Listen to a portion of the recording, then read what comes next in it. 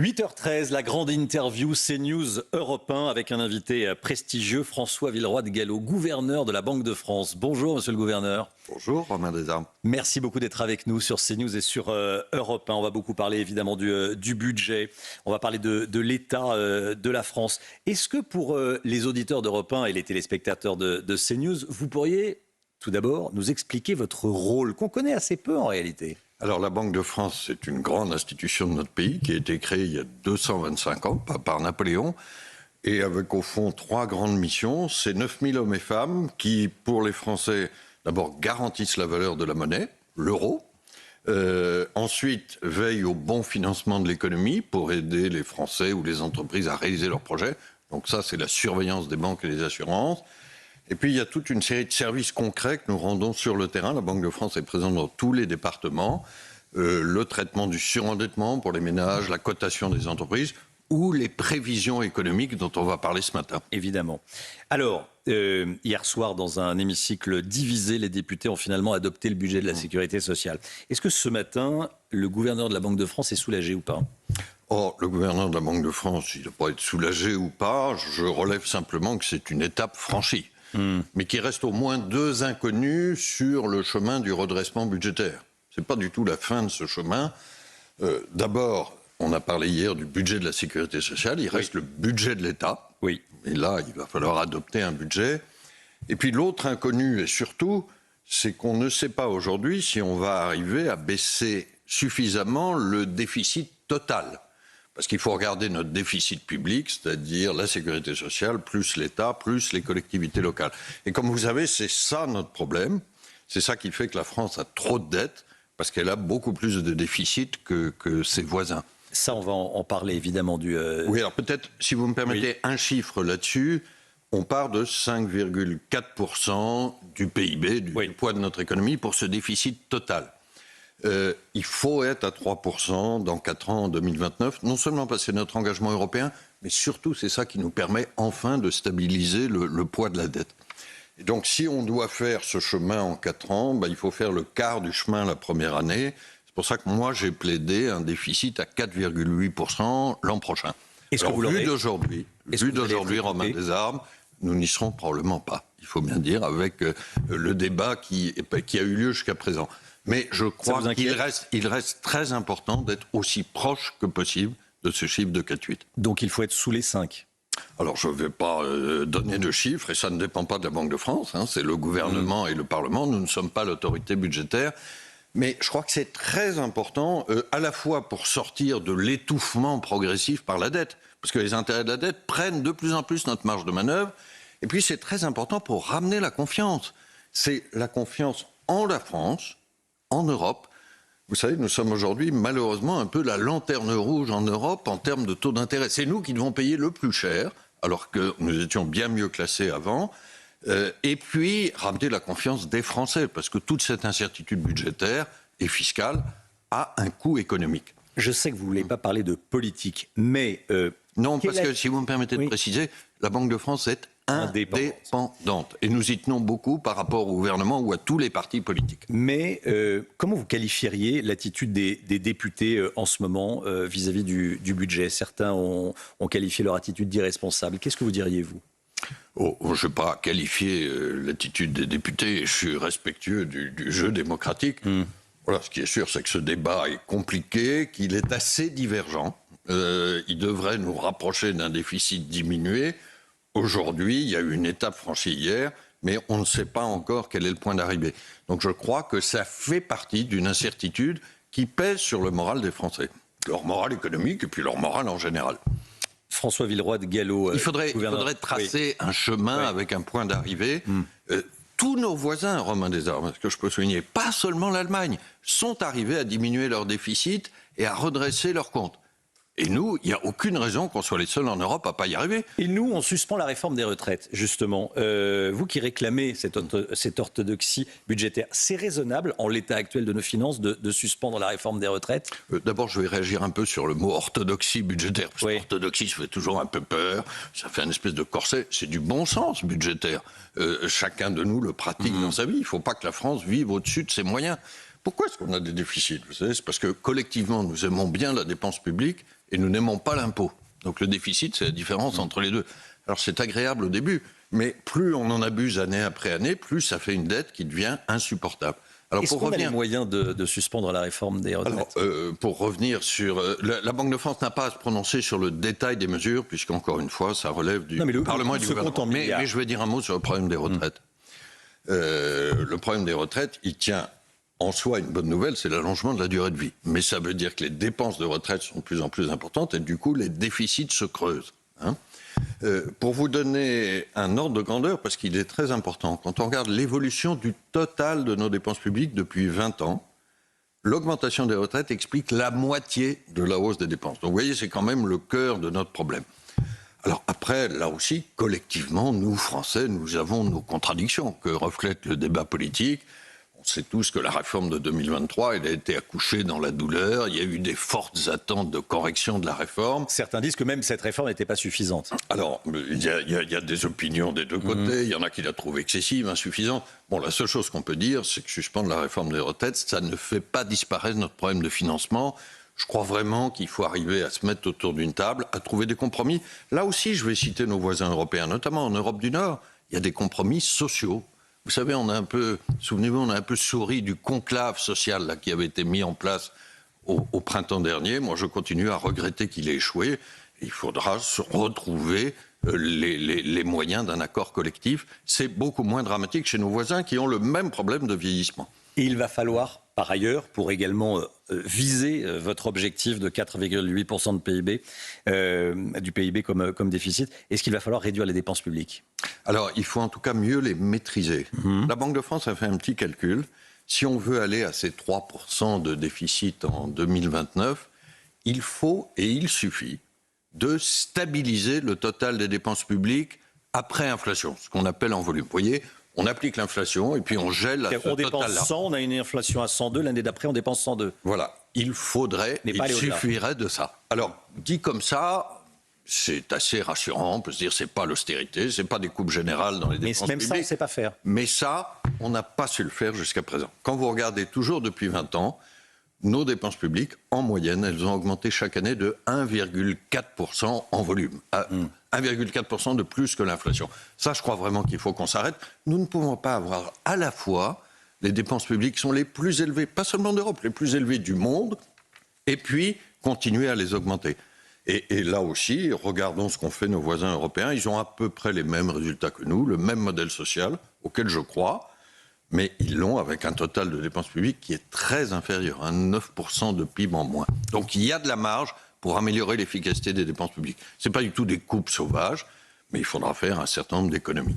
François Villeroy de Galhau, gouverneur de la Banque de France, invité de la grande interview CNews Europe 1. Vous allez révéler les résultats de votre enquête mensuelle. Vous allez les révéler ce matin sur CNews et sur Europe 1.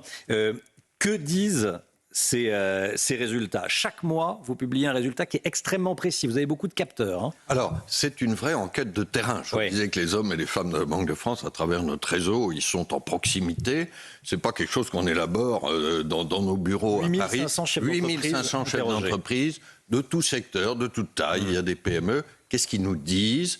Ils nous confirment ce mois-ci qu'au fond, l'économie française résiste plutôt mieux qu'on ne pouvait le craindre à toute l'incertitude politique dont on a parlé. On avait déjà eu des bons résultats au troisième trimestre, croissance de plus 0,5%, c'était plus qu'attendu. Et là, nous prévoyons, du coup, sur le quatrième trimestre, encore une croissance positive, moins forte, mais à plus 0,2. Alors, moi, je rends hommage vraiment au courage des entrepreneurs qui continuent à se battre. Je rends hommage au travail des Français, parce que c'est les 30 millions de Français au travail qui font ce résultat. Quitte à vous surprendre, d'ailleurs, il n'y a jamais eu autant de Français au travail qu'aujourd'hui. Il n'y a jamais eu autant d'heures travaillées dans l'économie française. Et du coup, nous allons remonter un peu notre prévision de croissance pour cette année et pour l'année prochaine. Nous étions à 0,7 pour cette année, à 0,9 pour l'année prochaine. Nous publions le 19 décembre, donc je ne peux pas encore donner les chiffres. On peut imaginer mais on va 1%. Remonter un peu notre prévision de croissance. On peut imaginer 1% en 2026 ? Je ne vous donne pas le chiffre. Bien sûr. Enfin, si vous êtes à 0,9 et que vous envisagez de l'augmenter... Je vous laisse la responsabilité de ce calcul sophistiqué. Très bien. Donc, on peut imaginer 1% l'année prochaine. Quel est l'impact de l'instabilité politique que l'on vit en France et de l'instabilité internationale sur notre activité économique ? C'est évidemment une question très importante. Oui. C'est que l'économie, l'activité résiste malgré cette incertitude. Souvenez-vous, il y a un an, beaucoup craignaient une récession. On a évité la récession, mais évidemment, même si on allait à 1%, ça ne suffit pas. C'est résilient, mais non suffisant. Alors l'incertitude nous coûte. Il y a une estimation assez convergente qui dit qu'au total, l'incertitude nationale plus internationale nous coûte à peu près 0,5 points de croissance. Vous voyez, c'est beaucoup. Et que la part nationale là-dedans, c'est au moins 0,2. Donc si on arrivait à sortir avec une stratégie budgétaire et une stabilisation politique, on peut espérer gagner 0,2.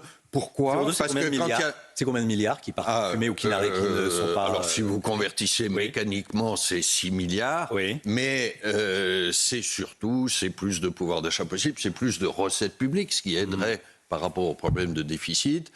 Et durablement, il faudrait essayer de ramener cette confiance.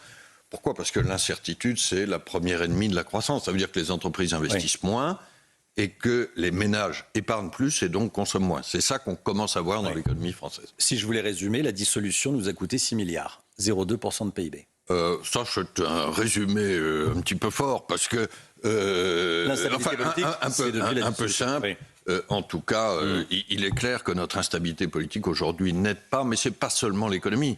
Ça n'aide pas non plus la crédibilité de la France en Europe. Et ça tombe d'autant plus mal que nous sommes à un moment où il faut que la France et l'Europe se musclent. La fameuse souveraineté économique, c'est maintenant. C'est une très vieille idée française. Mais au moment où nos idées deviennent absolument nécessaires, la France quitte un peu le terrain de jeu avec ses faiblesses budgétaires et son instabilité politique. Moi, comme Français, comme citoyen qui aime mon pays, et nous l'aimons tous, je suis désolé de cette situation, mais on peut encore croire en la France. On a un certain nombre d'atouts économiques qu'il faut qu'on mobilise. Réunion des gouverneurs de banque centrale la semaine prochaine. Une semaine avant, vous devez arrêter de communiquer, mais c'est dans 8 jours, je crois. Donc vous pouvez encore parler. Oui, la période de silence commence ce soir. La période de silence commence ce soir, on va donc en profiter. Comment vont évoluer les taux d'intérêt ? Alors, nous avons donc une réunion la semaine prochaine. Il y aura une discussion autour de la table du Conseil des gouverneurs.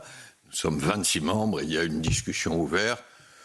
Je crois que la sagesse sera probablement de maintenir les taux au niveau favorable où ils sont, mais nous verrons la discussion tout en restant agiles, ouverts pour nos futures réunions.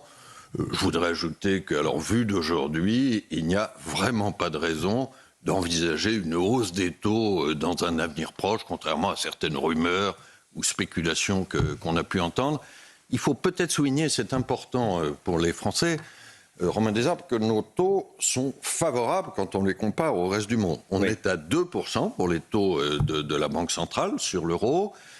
Aux États-Unis, il y a une réunion ce soir, peut-être qu'ils baisseront les taux, mais même après baisse des taux, les taux américains sont près de 2 fois plus élevés, ou les taux anglais sont à 4%, donc vous voyez le double. C'est une situation favorable, d'ailleurs les Français le voient, parce que quand on regarde les statistiques du crédit immobilier, le crédit immobilier est reparti cette année, il y a eu une bonne production au mois d'octobre, avec des taux de crédit immobilier qui sont évidemment un peu plus élevés que les 2% de base de la Banque centrale, mais qui sont en moyenne stabilisés à un peu plus de 3%, 3,1%. Deux dernières questions. François Villeroy de Gallo, invité de la grande interview CNews Europe 1, gouverneur de la Banque de France. Nicolas Sarkozy, dans Le Point, interrogé par Franz-Olivier Gisbert. On parlait des réductions des dépenses publiques. Il faut s'attaquer sans tabou au nombre des fonctionnaires, mais aussi à la durée de leur temps de travail et enfin à l'efficacité de la fonction publique. Est-ce que c'est une priorité ? Je ne vais pas me prononcer sur le détail des dépenses, mais il y a des économies possibles, des améliorations d'efficacité. 175 000 fonctionnaires en plus depuis l'arrivée d'Emmanuel Macron à l'Élysée. J'aime pas beaucoup le fonctionnaire bashing parce que les fonctionnaires travaillent. Mais ce qu'il faut à chaque fois, c'est qu'on essaye d'être le plus efficace possible. Ce n'est pas le seul exemple. Si vous me permettez d'en citer un autre, j'ai parlé des retraites tout à l'heure. la question des retraités les plus aisés peut quand même se poser. Est-ce qu'il faut garder l'avantage fiscal de 10%? Est-ce qu'il faut indexer complètement sur l'inflation? Pour vous prendre encore un autre exemple, ça n'est que des exemples. Bien sûr. Les aides à l'apprentissage très fortes pour les étudiants des grandes écoles, on peut aussi se poser la question. Donc, je crois, ou les ruptures conventionnelles pour l'assurance chômage. Il y a un certain nombre de pistes. Moi, je propose une méthode très pragmatique. C'est regardons dans chaque secteur celui de nos voisins européens qui fait le mieux. Et je vous assure, il y a beaucoup d'exemples et beaucoup de bonnes idées. On n'en parle jamais dans le débat public français. Là, la Banque de France est prête à publier, à mettre à disposition des études, des analyses que font aussi des organismes internationaux. On parlait tout à l'heure du débat parlementaire. Je crois que ça enrichirait le débat parlementaire d'aller regarder, pas du tout de façon politique ou idéologique, mais très pratique, ceux de nos voisins qui réussissent le mieux pour le logement, la santé ou l'éducation. Dernière question, beaucoup de Français sont inquiets. Est-ce que Bercy aura besoin, dans un avenir proche, de se servir dans l'épargne des Français? Non. Je veux être très clair, il n'est pas question d'aller se servir dans l'épargne des Français. L'épargne, elle est libre, c'est les Français qui l'affectent librement vers le livret A, vers l'assurance vie, vers aussi des produits d'action, le PEA, le plan d'épargne retraite, qui servent d'ailleurs les fonds propres et l'investissement des entreprises. Donc l'épargne, évidemment, doit rester libre. Je relève simplement, quand je dis on peut croire encore en la France, parmi nos atouts, il y a une épargne qui est élevée. C'est vrai pour la France, c'est vrai pour nos voisins européens. Et le paradoxe de la situation actuelle, c'est que cette épargne, elle sert en partie à financer l'investissement et l'innovation ailleurs, notamment aux États-Unis. Alors, M. Trump veut mobiliser les ressources américaines pour l'Amérique, c'est son droit. Mais nous, on va mobiliser les ressources européennes pour l'Europe, pour sa croissance et pour son innovation. Merci beaucoup, monsieur le gouverneur de la Banque de France, François Villeroy de Galhau, d'être venu ce matin sur CNews et sur Europe 1 nous annoncer notamment qu'on pourrait, que vous allez peut-être, probablement, augmenter votre prévision de croissance pour l'année prochaine. Merci beaucoup, bonne journée. Merci à vous, à bientôt.